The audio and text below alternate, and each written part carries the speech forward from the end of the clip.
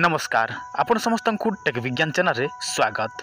बंधुगण यही भिडियो मु आपण मानक गोटे चमत्कारी आयुर्वेदिक औषध विषय कहबी जो औषधटी प्रत्येक पुरुष मानक पई गोटे वरदान। देखंतु एमिति अनेक पुरुष माने अछंती जो माने स्त्री सहित मिलामिशा करि पारंती नाही काहेकि ना तांकर धातु संपूर्ण भाव में पानी परि होई थाए फल रे से माने स्त्री को स्पर्श करिला मात्रके तांको धातु निर्गत होई थाए। सेति पई से माने कोन करंती लज्जा मने करंती किंतु स्त्री चाहे आहुरी थरे किंतु पुरुषर दम न थाए तेणु पुरुष गोटे थरे शांति हो जाए। ता छड़ा आपण माने देखिबे एमिति अनेक पुरुष माने अछंती जो माने परिश्रा कला बेले धातु बाहरी जाए, झाड़ा गले धातु बाहरी जाए, स्त्री रो कथा भाबिले मात्र के धातु बाहरी जाए, स्वप्न दोष बहुत थर होई थाए आ धीरे धीरे तांको चेहरा बुढ़ा हेबाकू लागि थाए आ से माने पतला हेबाकू लागि थांती। कोनसी जगह बसी थिबे हठात उठिला मात्र के से मानकू चारिपटे अंधार देखा जाए। ए सब काहे कि हुए ए सब आमर धातु दुर्बलता जोगु ही होई थाए। जदि आपण माने सेमिति जदि छाड़ी देबे आपण किछि ट्रिटमेंट करेंगे ना ताहले भविष्य जीवन में आपण मानक अनेक भयंकर रोग ग्रास कर फल आपण मानकर बयस थाउ थाउ आपण माने मृत्यु मुखरे पड़े। किंतु चिंता करिवार कौन आवश्यक ना आपण स्क्रीन रे जो औषधटी देखा जाउछि एहाकू टेक विज्ञान शक्ति बोलिकी कहा जाई थाए। देखंतु एहा आमे निजे देशी प्राकृतिक भाव में प्रस्तुत करिछु। एथिरे 64टी जड़ीबूटी बा चेरमूल व्यवहार करा जाइछि एवं 8टी कंदमूल व्यवहार करा जाइछि। एहा प्रत्येक व्यक्ति माने खाई पारिबे बा व्यवहार करि पारिबे।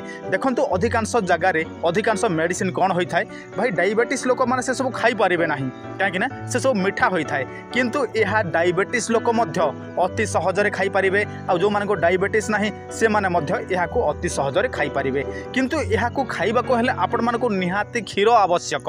बिना क्षीर रे कोनसी धातुवर्धक औषध काम करि न थाए। आपण माने भाबे ना मु गरम पानी रे व्यवहार करिवे। देखंतु गरम पानी रे व्यवहार करिवे आपण मानको 100% काम करिवो नाही 80% काम करिवो। किंतु आपण क्षीर सहित ओमफेड क्षीर हो गाय क्षीर हो महिषी क्षीर हो किंबा अमूल मध्य हो आपण मान ताहा द्वारा जदि व्यवहार करिवे आपण मानको 100% काम रे आसीबो। देखंतु केते जण कहंती गुरुजी हमको फार्मूला कहंतु। देखंतु फार्मूला कहिले मध्य आपण माने प्रस्तुत करि पारिबे नाही काहेकि ना 64टी जड़ीबूटी आपण माने जोगाड़ करि पारिबे नाही 8टी कंदमूल जोगाड़ करि पारिबे नाही। जदि जोगाड़ करिबा को गले मध्य आपण माने एही मासरु जोगाड़ करूथिबे आपण मानको 4 मास 5 मास लागि जाई पारे। तेणु आपण माने चिंता करिवार आवश्यक नहीं। आपण माने हमको कहिले आमे आपण मानकू बायपोस्ट माध्यम रे यार चूर्ण को पठेई देबो। केवल मात्र आपण माने गोटे मास व्यवहार करंतु तापर देखिबे आपण मानक शरीर केमिति भाबरे शक्तिशाली हेउछि।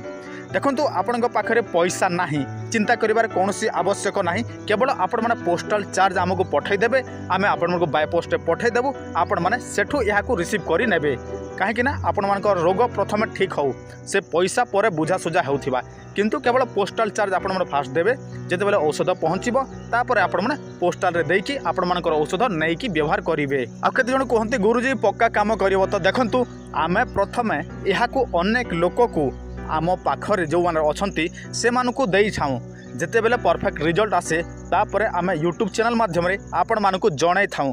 आ देखंतु आपण जणे नाहंती एमिति हजार हजार लोक नेउछंती तेणु आपण माने चिंता करिवार आवश्यक नाही। आमे आपण मानक रोग ठीक करिया पई एही सब दउछु तेणु आपण माने देखंतु व्यवहार करंतु आपण को रोग ठीक होउछि कि नाही। आपण 3 मास 4 मास व्यवहार न करंतु किंतु गोटे मास पई व्यवहार करंतु जदि आपण मानकू लागुछि आपण को एही औषध फायदा दउछि ताहले आपण नेक्स्ट मगांतु कोनसी असुविधा नाही। किंतु आपण माने एलोपैथिक औषध व्यवहार करूछंती ता छडा एमिति आजिकली ऑनलाइन रे अनेक प्रकार ठक भंड औषध मिलुछि सेटा को व्यवहार करूछंती किंतु आमे जोटा आपण मानकू देशी माध्यम रे आयुर्वेदिक प्राकृतिक भाव में आपण दौछु सेटा को आपण माने भाबुथिबे जे गुरुजी एटा काम करिवो न करिवो। देखंतु सब किछि काम करिवो चिंता करिवार आवश्यक नाही।